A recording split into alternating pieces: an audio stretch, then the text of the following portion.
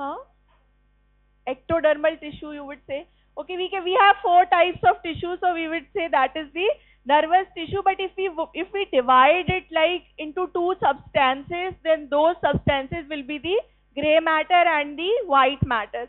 So that means it will the cerebellum will also be composed of the nerve cell bodies and the white matters or the fibers. You know that white matter is composed of what? Why it appears white? Because of the myelin sheath which is present in the axon. So that means it will be made up of either the dendrites or the axons, and the gray matter will have the nerve cell body. So we will be looking where the gray matter is present, what are the functions of the gray matter tissue in the cerebellum, what are the functions of the fibers.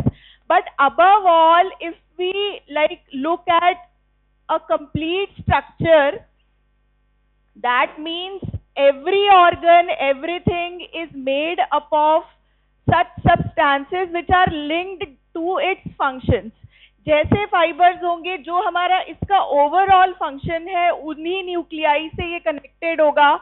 So that we will be looking that what all it is made up of and what are its functions. So we will be seeing the situation, gross anatomy, subdivisions, development, histology, cytoarchitecture, blood supply, functions, applied aspects. So these all will be where it is located. In the anterior cranial fossa, middle cranial fossa, or it is located in the posterior cranial fossa. Below what? The roof is formed by what?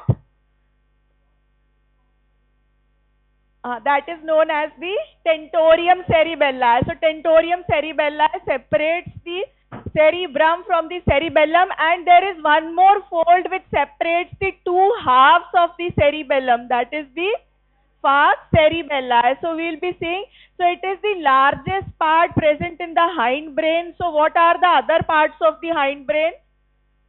The pons and medulla are the other parts. They are situated ventrally and it is situated dorsally. In between the pons and medulla in front and the cerebellum behind, there lies the cavity of the fourth ventricle. So that means it is the largest part. Its weight is around 150 grams. In adults it weighs around, it is 1:10, and in infants it is somewhat larger because their balancing and all those things they are required.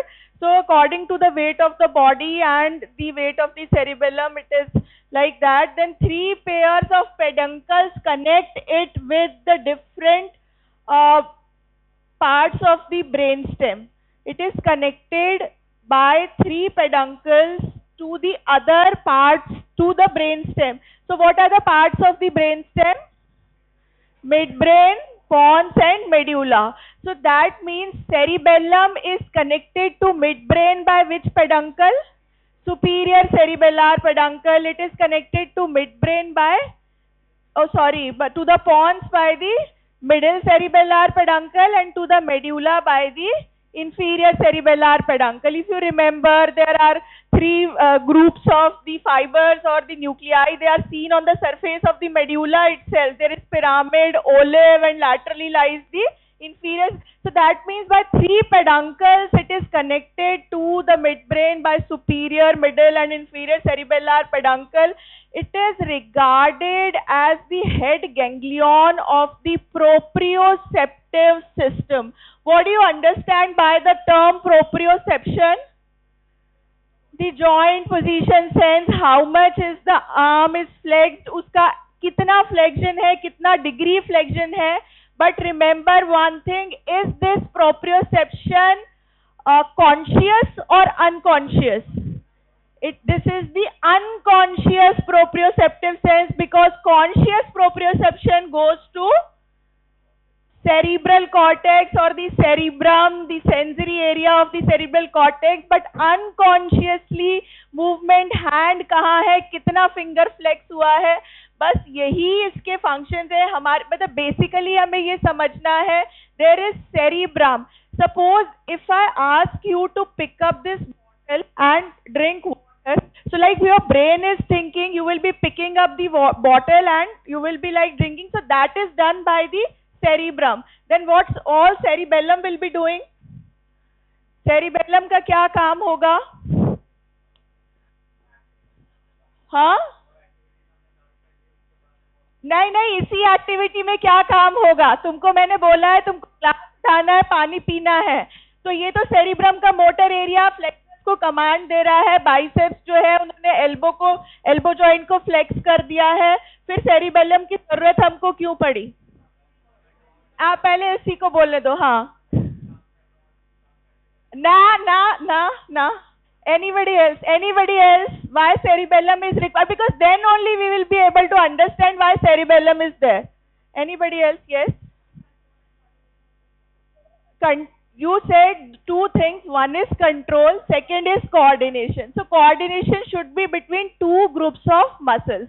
So which two groups of muscles are involved over here? In this flexor, this action, if like you have to flex the elbow, you have to flex the fingers also. So there will be flexor group of muscles and the extensor group of muscles. Coordination between these two groups of muscles plus the force required, the range of movement required. Suppose you want to lift a bucket, then the range of movement, force of contraction, everything will be more. That is decided by the cerebrum. But actually the muscles are performing it to the level as desired is judged by the cerebellum. तो वो unconsciously अभी joint कहाँ पे है, किस जगह है, unconsciously those sensations they will be reaching to the cerebellum and it like corrects the movement also. So it is there. So we will be seeing. So this is the cerebellum and this is the tentorium cerebelli. So then these. हाँ, कुछ और भी समझने की कोशिश हम कर रहे हैं. So where it is located in the posterior cranial fossa behind the pons and medulla. They are located in front. This is the cavity of the fourth ventricle. आ जाओ. Separating the cerebellum and this is the tentorium cerebelli which is forming the roof for the cerebellum, or it will be separating the cerebrum from the cerebellum. Then so it is located posterior, it is quite smaller. So tentorium cerebelli, the cerebellum. अगर ऐसा तुमको सीधे ये sagittal section मिल जाए तो how will you differentiate the cerebellum from the cerebrum? What are these depressions present on the cerebrum? They are the gyri and sulci present over the cerebrum, and the cerebellum has these fine depressions. These are known as fissures and these foldings are known as folia. ऐसे leaf like लगते हैं बिल्कुल, क्योंकि narrow depression है. Sulci are very much deeper, they are broad. These fissures are very fine depressions, and if the depressions are fine, in between these depressions there are small foldings. These are known as folia or the leaf-like structures. So cerebrum has on its surface got fissures and the folia. So usually we divide the structure of everything or every viscera. There is some periphery known as the cortex, and then there in the center there lies the medulla. So at the periphery of the cerebellum also we have got the fissures and the folia, and in the center there is medullary substance. Can I ask you, where does the grey matter lie, in the cortex or in the medulla? In the cortex. Will there be any grey matter in the medulla also? In the cerebellum. There are certain deep-seated nuclei in the cerebellum. Though all the grey matter, it lies on the surface itself, it lies in the cortex, but there are certain four groups, I would say 4 pairs of nuclei. They will be scattered in the white matter in the medulla. So that means, so it has got fissures and folia on the periphery, and the grey matter lies there. In the center, there will be the white matter, or the fibers will be present in the center. Will there be afferent fibers or the efferent fibers? Both afferent and efferent fibers, they will be present in the medullary substance. So now this is somewhat the transverse section, I would say, of the cerebellum. You can yourself see this portion is darker than this portion. So this is the white matter. But this is the cortex where the fissures and folia are there, and this is the medulla where most of it is made up of the white matter or the axons and dendrites. And in the center you can see these are the nuclei. 4 nuclei are present on each side. The lateral one is the largest one. This is known as the dentate nucleus. So there are 4 nuclei. The medial one is the fastigial, the medial most. Then there is the globose emboliformis, and this is the dentate. So you can remember like F, G, E, D, और अगर हम lateral से medial चले तो D, E, G, F, वो F जो है वो बस midline में है, ठीक है? So fastigious, then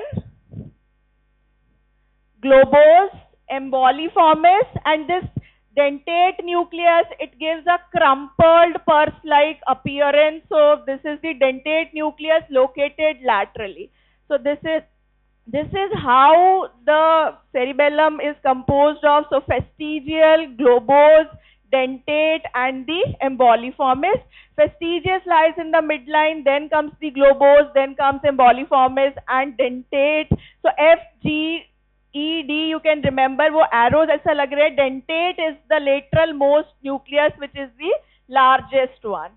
So then this is the medullary substance. You can see the white fibers. They are like, they are looking like the branches of the tree in the medulla. Aren't they looking like the branches of a tree? So they are known as arbor vitae. So that means 3 characteristic features according to the gross anatomy. There are fissures, there are folia, there are arbor vitae in the substance of the cerebellum. So there are 2 pair of cerebellar hemispheres, and they are united by a midline structure that is known as vermis. So vermis, we can, like it is worm-like appendix ऐसा, मतलब vermiform appendix भी बोल, worm like है, vermis नाम है, centre में है, and then there are 2 cerebellar hemispheres. Some people call the vermis, and then some books write corpus cerebelli. So there will be 2 corpus cerebelli, and that corpus cerebelli will be divided, will be united in the center by the vermis. So that corpus cerebelli will consist of 2 cerebellar hemispheres united in the center by the vermis. No talking. Sir ने इतना सारा message लिखा है, उसमें सब कुछ लिख दिया है, तो हम आ तो गए हैं बस, लेकिन हम आ गए हैं, उसके बाद हमें कोई मतलब नहीं है कि हम यहाँ बैठे हैं पर हम कुछ सोच कुछ और रहे हैं. हम ऐसा नहीं कर सकते जहाँ हम बैठे हो हम वही बात सोच लें. ऐसा करने में कोई प्रॉब्लम है तुम लोगों को? I tell you one thing, the more you people will be focused in your life, focusing on one thing, more you will grow. The more you people create diversions, it will be like it is on you, how you people want to lead your life. We are sitting here, still the girl at the last bench, still they are talking, they have nothing to do with what is going on over here. I am going to sit there at the last bench, I am the most intelligent person, I know everything, I am going to like listen to the videos and all and doing there.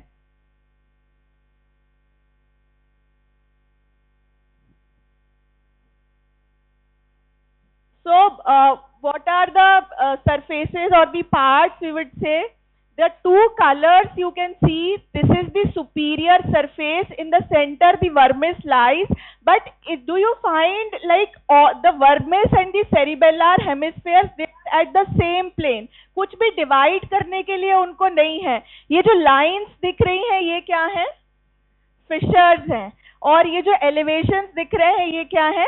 Folia है. So folia, fissures, this is the superior surface. Below the superior surface there will be the inferior surface. There are 3, I would say, fissures, 3 main fissures which divide this cerebellum into an anterior lobe. ये दिख रहा है. So this fissure is known as fissura prima. So fissura prima divides the anterior lobe and the posterior lobe. Some people call this posterior lobe as middle lobe, क्योंकि बनते time ये ऐसा था और उसके बाद ये fold हो गया. तो some portion of the posterior lobe has gone on the inferior surface also. There is one horizontal fissure which divides the superior surface and the inferior surface.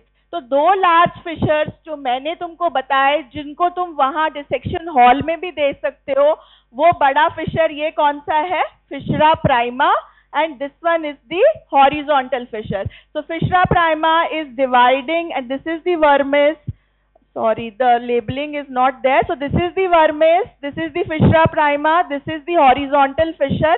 There is one more fissure, that is the posterolateral surface. So again you can see this is the fissura prima, superior surface. Now you can easily differentiate the superior surface from the inferior surface.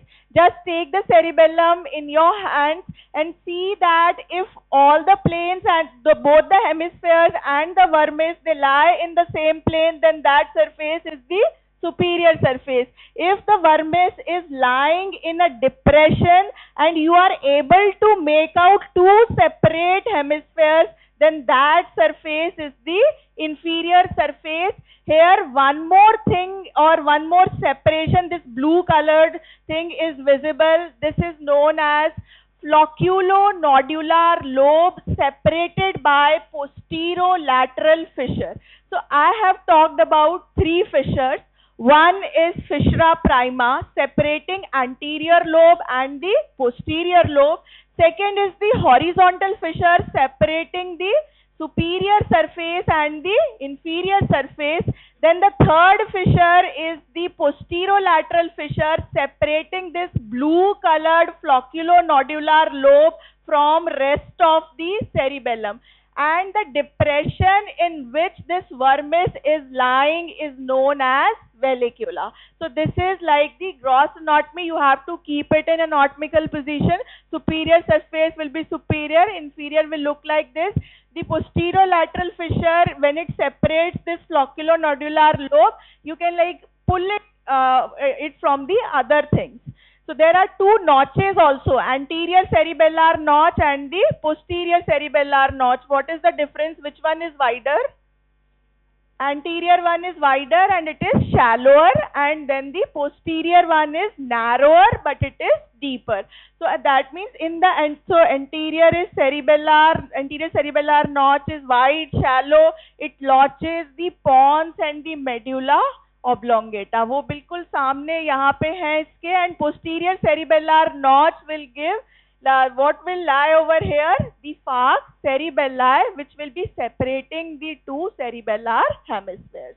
So it is narrower and deeper. So by notches you will be deciding the anterior and the posterior end, and by the surfaces you will be the plane surface will be the superior, and if you see a depression, that will be the inferior. So what are the fissures on the inferior surface? This is the posterolateral fissure, this yellow colored line. On the superior surface, this is the fissura prima, and the horizontal fissure, it separates the superior and the inferior surfaces. So just to make out, just to repeat, which one is this fissure? Fissura prima. This one is the horizontal fissure. ये यहाँ से शुरू हुआ है और ऐसे पीछे की तरफ चला गया है. This is this posterolateral fissure. So fissura prima is separating the anterior lobe from the posterior lobe or the middle lobe.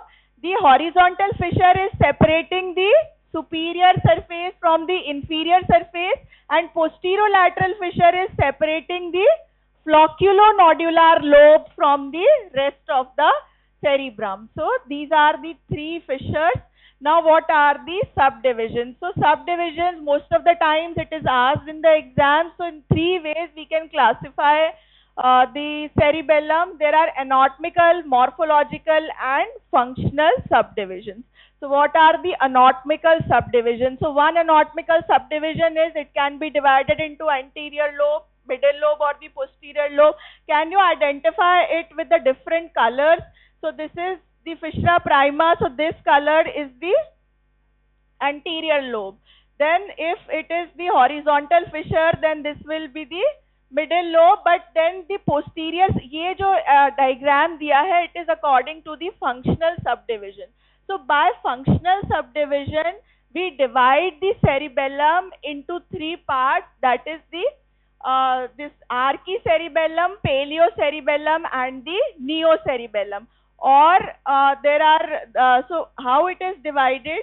So first of all, just look at the flocculonodular lobe. It is included in the archicerebellum, and this was the cerebellum of the lower animals. जो बिल्कुल amphibians थे, terrestrial भी नहीं थे, उनमें जो cerebellum होता था, that was only meant for equilibrium and the posture, of course, and it included the flocculonodular lobe along with this lingula. Now can you add, so this is the flocculonodular lobe and this is the lingula. Though lingula is located in the anterior lobe, but it is a part of the this which cerebellum? It will be located in the archicerebellum. So this is the nodule, this is the flocculus and the lingula. So this is the peduncle of the cerebellum. Now then next lobe is the anterior lobe. So how will we divide the anterior lobe and the posterior lobe? By the fissura prima, and then this here the vermis has got three parts. This is the lingula, then there is culmen, and then there is central lobule. So this is the lingula, central lobule, and this is the culmen, and this all is included in the anterior lobe. Colour यहाँ पे भी इन्होंने ये वाला दिया हुआ है, पर ये कहाँ है? पोस्टीरियर लोब में है. I'll come to that classification. These are the extensions that is known as the. Then next one is the middle or the posterior lobe. So in the middle or the posterior lobe, this part of the vermis is known as declive folium. This is tuber, pyramid, and the uvula. Can anybody tell which were the parts of the vermis in the anterior lobe? There were three parts. This one was lingula, then culmen and the central lobule. And then the next parts are declive, folium, tuber, pyramid, and uvula. Now here you have to remember, till the declive and the folium, they are lying on the superior surface, and then there comes the horizontal fissure. So they have shown this is the horizontal fissure. So this one is the superior surface and this one is the inferior surface. So posterior lobe is like folded on the inferior surface. When I come to the next slide, we will be like coming to it. So there are three divisions. These are the morphological, similar to the functional subdivisions. There is archicerebellum, paleocerebellum, and the neocerebellum. So archicerebellum was the cerebellum of lower animals, the aquatic animals. Paleo is the cerebellum of the terrestrial animals, and neocerebellum is the cerebellum of the higher vertebrates. It doesn't mean that our cerebellum does not include the paleo and the archi. It is there. So we have got a neocerebellum which lies laterally. Paleo is near to the vermis and it is in paravermal in position, and archicerebellum is somewhat in the midline, and that includes the this flocculonodular lobe. So now just to remember, so archicerebellum is the it is the cerebellum of the aquatic animals. I'm sorry for the parts, they are not like written over here.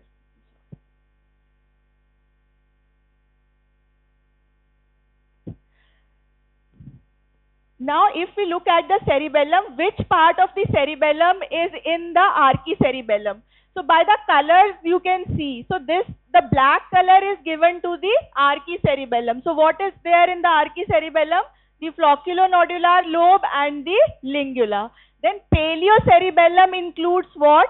It includes the anterior lobe as well as this pyramid and uvula. And rest of the cerebellum is the neocerebellum. Am I clear to you? Archicerebellum includes what? Flocculonodular lobe and the lingula of the vermis. This paleocerebellum includes what? It includes the anterior lobe without lingula and the pyramid and uvula of the vermis. And this blue colored one is the neocerebellum. So that means whole of the posterior lobe except the pyramid and uvula, it will be the neocerebellum. So this way, and we can divide the cerebellum into three parts, and these are the functional and the morphological subdivisions also. So functional names are vestibulocerebellum, spinocerebellum, and the cerebropontine cerebellum. It is according to the connections of the cerebellum with the different areas. So if I again ask you, archicerebellum includes what? Lingula and the flocculonodular lobe. If I ask you, paleocerebellum includes what?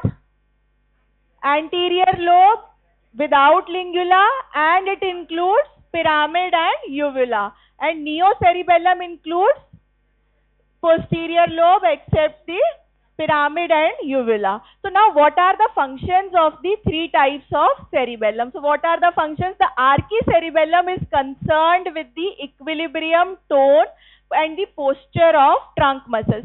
So mainly responsible for the equilibrium and the tone and posture of the trunk muscles. So that means, can somebody stand straight or walk straight without the cerebellum? No. There will be staggering gait. The person can sway from side to side.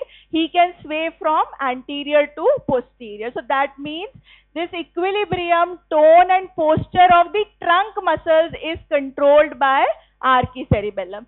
The tone and posture of the limb muscles is controlled by paleocerebellum. So that in case of paleocerebellar lesions, there will be hypotonia in the limb muscles.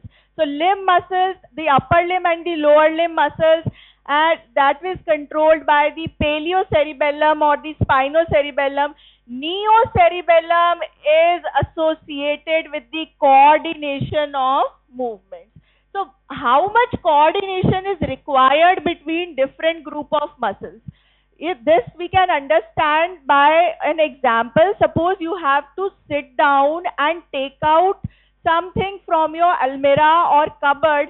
So the coordination will be required between the trunk muscles, between the extensors of the back, between the flexors of the hand. So till where you have to, the range of movement of the hand, the flexion, so that all range, this coordination between trunk and the limb muscles, that is done by the neocerebellum. And accordingly, it has got different connections. So for maintaining equilibrium, which nuclei are responsible in the brain? For these functions, it has to be connected either to the cerebrum or to the brainstem. Okay, so वो ये जो तीन हमने peduncles पढ़े हैं, वो connections किस लिए हैं? ये सारे इन चीजों को कंट्रोल करना है. So for balancing, which cranial nerve is involved in balancing? Vestibulocochlear, or we say vestibular nuclei, or the vestibular part of the eighth cranial nerve. So that means it will be receiving its input from medial and inferior vestibular nuclei. Can I ask you where they are located? In pons, midbrain, or in medulla? At the pontomedullary junction. So they are located at the pontomedullary junctions, and most of them, they will be these fibers, they will be carried by the inferior cerebellar peduncle from the medulla. So that means they are connected to the medial and inferior vestibular nuclei. The archicerebellum is concerned. Then paleocerebellum is concerned with the tone and posture of the limb muscles. It is connected to the spinal cord. It is connected through these tracts to the cerebellum. Now, can somebody tell me how unconscious proprioception reaches to the cerebellum? Through which tract it reaches to the cerebellum? Dorsal, spinocerebellar. So there are anterior spinocerebellar, there are posterior spinocerebellar, there is cuneo-cerebellar tract, if you remember. So anterior and posterior spinocerebellar tracts are responsible for unconscious proprioception from lower limb. And cuneo-cerebellar and rostral cerebellar, they are concerned with the unconscious proprioception from upper limb. Now here you have to remember the posterior spinocerebellar tract will pass from the inferior cerebellar peduncle, and this anterior spinocerebellar tract will pass through the superior cerebellar peduncle. That I will be coming to, but just to make out, क्योंकि इसको पूरा tone, posture सब कुछ उसका maintain करना है, then for tone, maintaining tone, one more nuclei is very important, that is in the midbrain. Anybody? The red nucleus, if you remember, so it is also connected to the red nucleus also, so that is there. Then neocerebellum is concerned with the coordination between the different groups of muscles. It is the part which is responsible for the skillful movement, for the fine movement, for the control and coordination of those movements. So that means it has to make connection with the cerebral cortex, through which fibers they will travel through the pons. And anybody?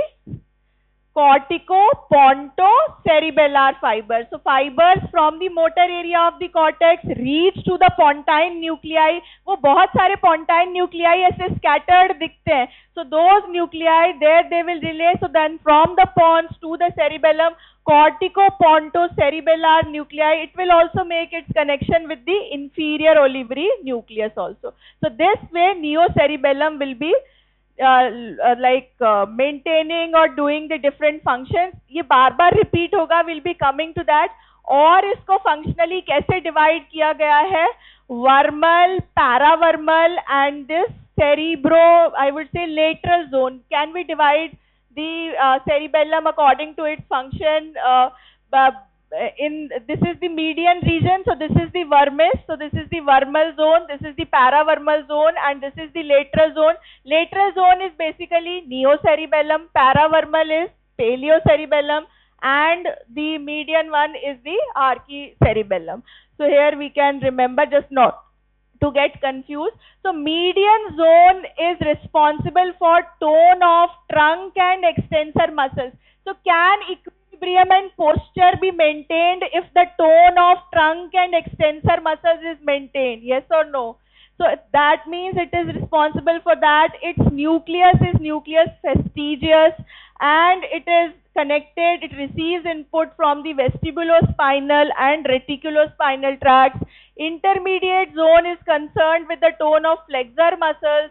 Nucleus interpositus is its nucleus, and rubrospinal tract. I will be coming to it. ये नया लग रहा है तुमको, पर ये nuclei कैसे related है, क्या है? Please don't talk. This neuroanatomy is actually like mathematics. If you miss something, you will miss the whole story. एक पार्ट दूसरी चीजों से कैसे connected है, that you have to make out. Then lateral zone is concerned with the coordination of distal limb muscles for the skillful movements. Its nucleus is dentatus. So that is, and it receives input from dentato-rubrothalamic pathways. I'll be coming to that. मुझे एक बात बताओ, इन nuclei की arrangement कैसी थी? सबसे lateral nucleus कौन सा था? Dentate nucleus. So that is the nucleus of the lateral zone. और लेटरल जोन कौन सा सेरिबेलम है? Neocerebellum. So that means nucleus dentatus. बीच में दो न्यूक्लियाई कौन से थे? Emboliformis and globose. Combinedly they are known as nucleus interpositus. And in the midline, or near to the midline, there were two nuclei. They were nucleus fastigius. So that means this nucleus is concerned with the equilibrium and posture. These nuclei are concerned with the tone of the muscles and the limb muscles, I would say. And then coordination, for coordination this nucleus is responsible. Then it has to make connection with the cortex through this pathway. That pathway is the dentato-rubrothalamo-cortical pathway. So from the dentate nucleus to the red nucleus of midbrain to the thalamus. You will have a class on thalamus. So from thalamus to the sensory area and then to the motor area of the cerebral cortex. So this way, then rubrospinal tract is, it will be receiving input from that zone, and it is like that. Then there comes the development of the cerebellum. So cerebellar development, you might have read earlier also. Coming to the histology, how many layers are in the cerebellum and how many layers are in the cerebrum? Histological layers. And I'm just asking the number. How many layers are in the cerebrum and how many are in the cerebellum? Anybody? 3 and 6. So 3 are in the cerebellum and 6 are in the cerebrum. So cerebrum is more developed, so it has got 6 layers. Now it has got 3 layers. The outermost layer is the molecular cell layer, then there is Purkinje cell layer. अच्छा नहीं दिख रहा है, but then the innermost layer is the granular cell layer. So molecular, Purkinje cell and the granular layer, I would be coming to that. There are 4 types of cells in the cerebellum. वो उनका नाम हमने नहीं पढ़ा है. कौन कौन से cells? I'm not talking about the nuclei. The cells in the cerebellum, histologically, what are the cells in the cerebellum? One is the Purkinje cell. You have heard the name. The other cells are granular cell, granule cells or stellate cells, basket cells, Golgi cells. So that means Purkinje cells, stellate cells, Golgi cells, basket cells. So they are the cells in the cerebellum. So they are distributed in these 3 layers. The molecular layer, the Purkinje layer and the granular layer. दो तो नाम से ही समझ आ रहे हैं. Purkinje cell layer में एक ही type के सेल बॉडी है. क्या है? Purkinje cell. सिंगल से लेयर्ड है. Purkinje cells है, सेंटर में है. Yes, this is the slide. So you can easily identify this is the molecular layer, this is the Purkinje cell layer, and this is the granular layer. So granular layer will mainly be consisting of granule cells and the Golgi cells. Molecular layer will have stellate cells and the basket cells. But the Purkinje cell dendrites, they will go to this molecular layer and their axons pass deeper through the granular layer. Now here you have to remember, out of these 4 cells, Purkinje cells are the output cells and they will be giving their output to directly to the midbrain, to the cortex or something, or they will be giving their output to, if they are going deeper, there were nuclei. Which 4 nuclei are there in the medulla? बोल दो भाई, वो 4 nucleus जो दोनों side थे, fastigius, dentate, globose and emboliformis. So that means all the input fibers in the form of, you just have to remember the names of the 2 kinds of the fibers. They are the climbing fibers and the mossy fibers. So these fibers, they are actually the afferents. They are actually the afferents coming to the cerebellum through the 3 cerebellar peduncles. They will be reaching to these cells, Purkinje, Golgi, granular, basket, stellate. Mainly they reach to the Golgi and the granular cells and the Purkinje cells. But the output from these cells, output is only given by the Purkinje cells, and Purkinje cells will give their output to the deeper nuclei, and deeper nuclei are fastigious, globose, emboliformis. So all the efferents from the cerebellum will be coming out from the fastigial, globose, emboliformis and the dentate nucleus. Am I clear to you? The fibers are coming through 3 peduncles. Which are the 3 peduncles? Superior cerebellar, middle cerebellar and the inferior. There is no other way to reach the cerebellum. Those peduncles will have afferent fibers and the efferent fibers.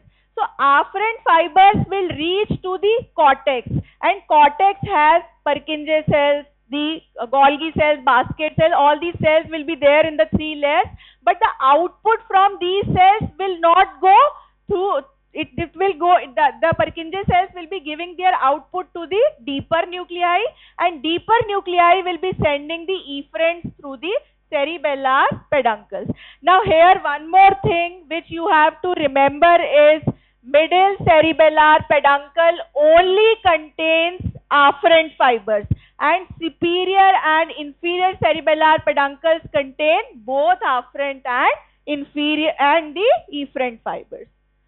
Then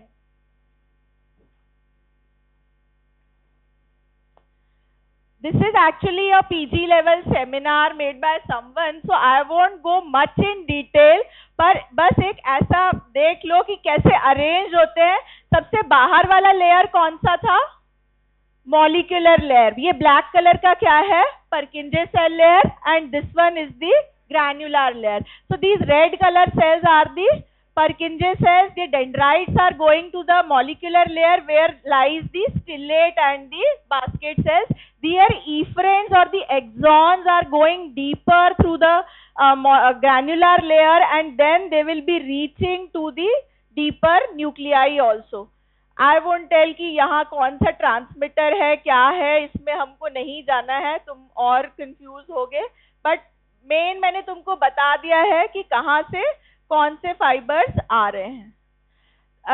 You have to remember the names of the two fibers, the climbing fibers and the mossy fibers. They are the afferent fibers reaching to the cerebellum.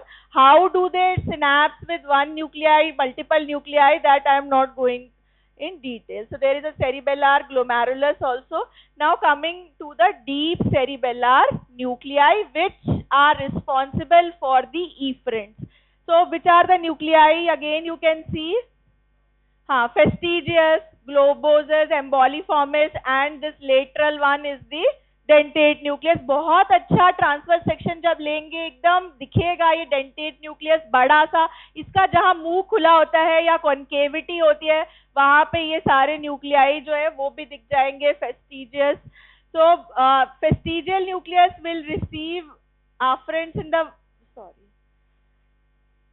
So fastigial nucleus or the nucleus of the archicerebellum. Archicerebellum was concerned with the equilibrium and posture. So please, it is located in the vermal cortex. It receives its afferent in the vermal cortex, and it will give its efferent to the vestibular nuclei and the reticular nuclei. Archicerebellum concerned with the equilibrium, so it will receive from the vestibular nuclei, it will give its output to the vestibular nuclei.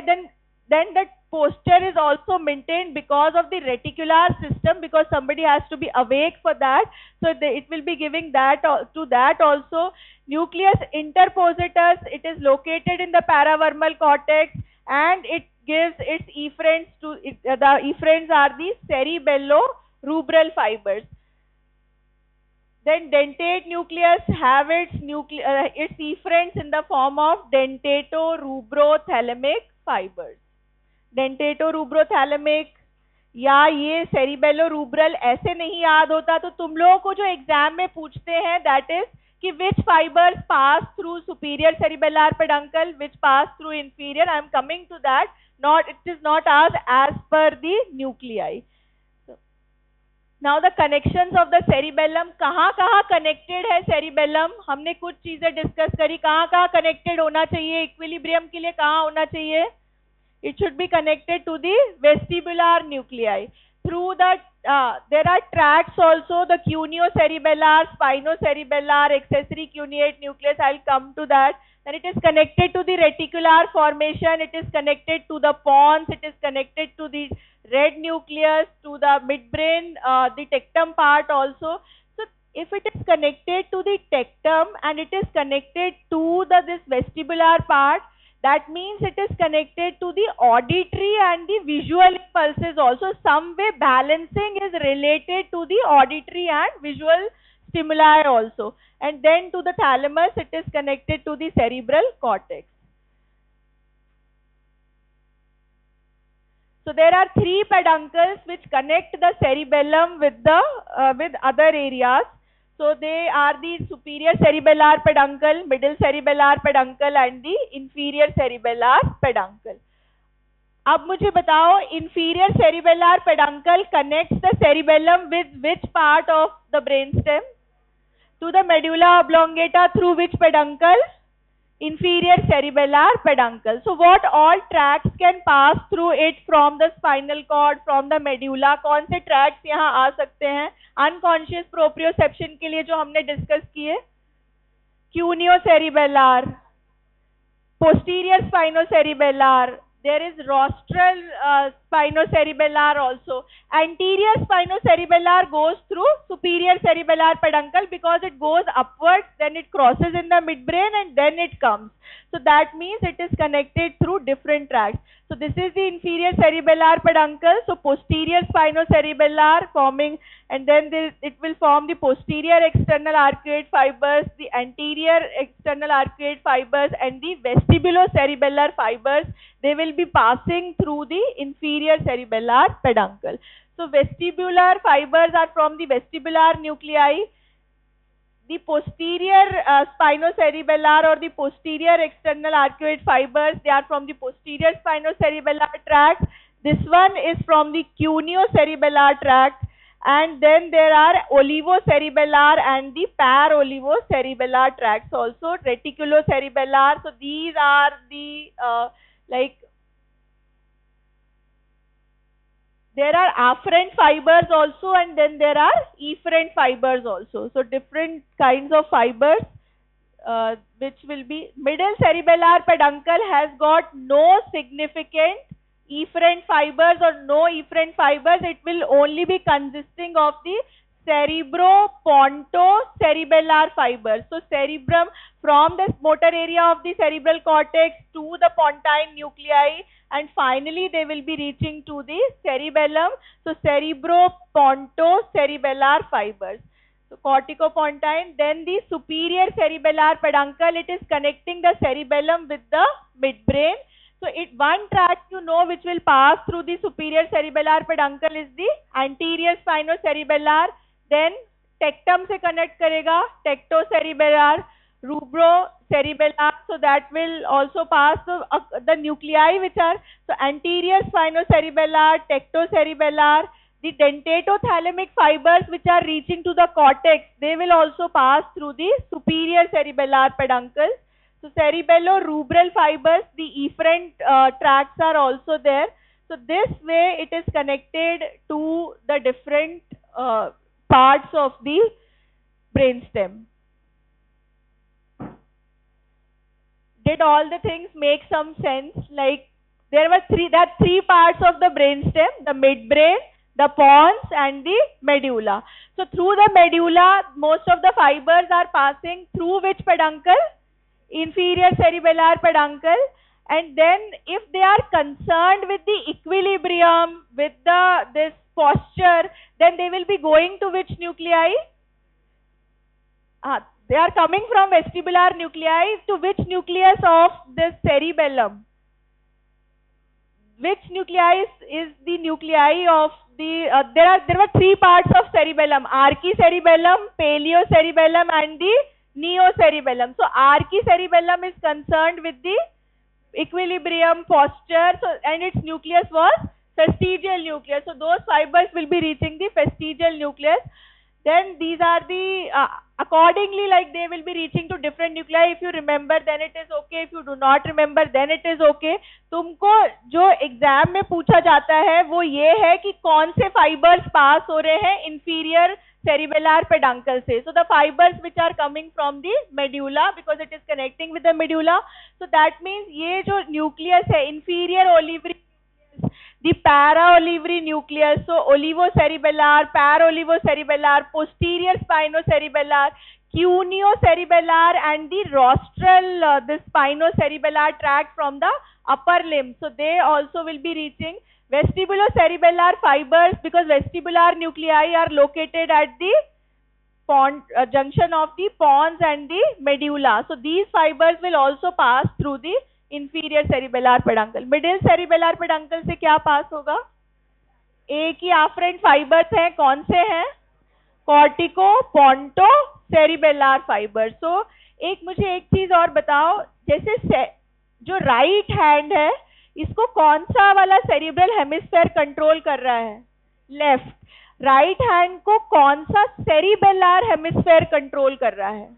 Right. So cerebellar control is ipsilateral and cerebral control is contralateral, because these fibers, they will like decussate two times, or it is like that. So the control again, it becomes the ipsilateral control in the cerebellum. So these are the pontine nuclei, these are the corticopontocerebellar fibers. Superior cerebellar peduncle, the fibers are the anterior spinocerebellar, and these are the fibers.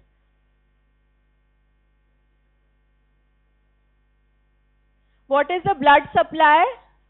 There is ICA and the PICA. So these are the posterior inferior cerebellar artery, anterior inferior cerebellar artery, and the superior cerebellar artery. Can somebody tell me which these are the branches of which artery?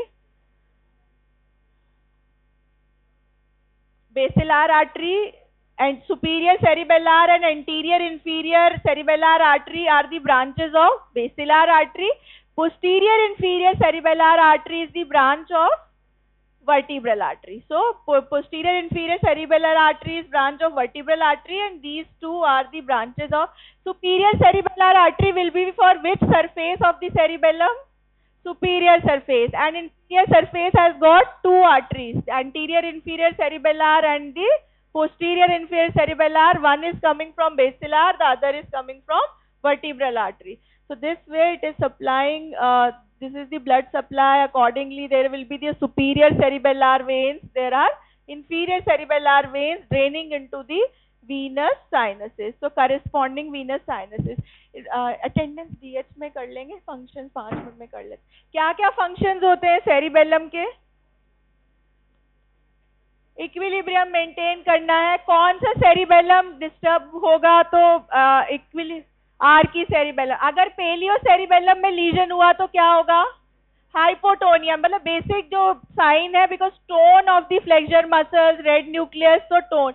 Then coordination between the different limb muscles and the gait and all the things, they will be neocerebellum. So skillful movements, all the things, they will be in the neocerebellum. So it maintains equilibrium, muscle tone, coordination, unconscious proprioception it receives, and it does the ultimate refinement of coordination between agonist and antagonist. One book, it writes very clearly that how cerebellum works. It works as the command comes from the motor area of the cortex. Some of the fibers, they pass to the cerebellum also, and some of the through the corticopontocerebellum, the input will be reaching to the cerebellum also, and then those fibers, they are supplying the spinal cord also. So that means cerebellum knows what command is given to the spinal cord to perform the movement, and whether that movement is performed accordingly as it is desired, that is judged by the cerebellum. So it judges everything कि कैसे क्या करना है, जब नहीं होगा तो क्या होगा. तुमने इसमें क्या क्या टेस्ट करते हैं? Have you heard of that Romberg sign? क्या होता है रॉम्बर्ग साइन? हाँ, ऐसे चला के देखते हैं, फिर क्या होगा? बंद आंखों से नहीं चलेंगे, गिर जाएगा. So that means gait will be. और fast pointing of the you have to finger nose test. कैसे करते हैं? पेशेंट को बोलेंगे कि नोज को टेस्ट करना है, उसको पता नहीं लगेगा कि डिस्टेंस कितना है. So that means again that is judged by the cerebellum. So finger nose test. Then और क्या होता है सेरिबेलम के इसमें? Alternate movements are not performed. So that is dysdiadochokinesis. If you ask the patient to form supination and pronation, so that will not be done. और क्या होगा? कौन से ट्रेमर्स आते हैं? रेस्टिंग ट्रेमर या इंटेंशन ट्रेमर्स? Intention tremors. जब बोलेंगे कि कोई चीज उठानी है, तब then they will be the intention tremors. So there are 3 types of cerebellum: archi, neo, and the paleocerebellum. So they are. The tumor is medulloblastoma, so Romberg sign will be positive in the lesion of the archicerebellum. Then neocerebellum, there will be tremors, there will be this disturbance of the muscle coordination, there will be hypotonia, and hypotonia is basically the function of the paleocerebellum. Neo is involved in everything, but paleocerebellum mainly maintains the tone. Then asynergia and ataxia. So if there is incoordination, there will be ataxia. The synergy between the, please, between different groups of muscles is lost, then that is the asynergia, ataxia. There will be dysmetria. There will be inability to calculate the distance. So there will be dysmetria, which can be judged by the finger nose test. There can be decomposition of the movements. Will the speech will be proper, or it will be disturbed in cerebellar, or basically in the neocerebellar lesion? Will it be disturbed? Yes or no? No? Yes, how it will be disturbed? There should be coordination between the larynx and the tongue muscles, so that will be, there will be slurred speech. So if there is slurred speech, the motor area might be disturbed, or it might be, there might be this neocerebellum might be, so there will be decomposition of the movements, even the speech will be disturbed. There will be rebound phenomenon. Patient is unable to check the action of agonist muscles by the corresponding antagonist muscles. So it can go anywhere.